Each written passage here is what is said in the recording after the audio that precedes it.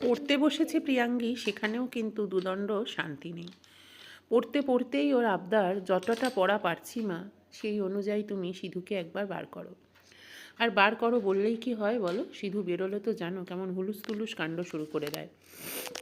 একবার এদিক, একবার সেদিক, একবার ওখান, একবার সেখান। আর এখানেই প্রিয়াঙ্গীর মজা দেখো। স্টাডি টেবিলের ভেতরে ঢুকে যাচ্ছে, বই মুখে করে নিয়ে এদিকে চলে যাচ্ছে, পেন্সিল নিয়ে পালিয়ে যাচ্ছে, যাতা কাণ্ড শুরু করে। আর এখানেই প্রিয়াঙ্গীর মজা। এই সময় পরীক্ষা কাছে, এই সময় যে এরকম কাণ্ড করবে এটা কিন্তু একদম ভাবা যায় না।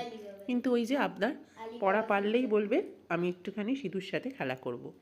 তোমরাই বলো যে এই সময় কি সিধুর সাথে খেলার সময় বিকেলবেলা? যাই হোক, একটু খেলা করে নিই।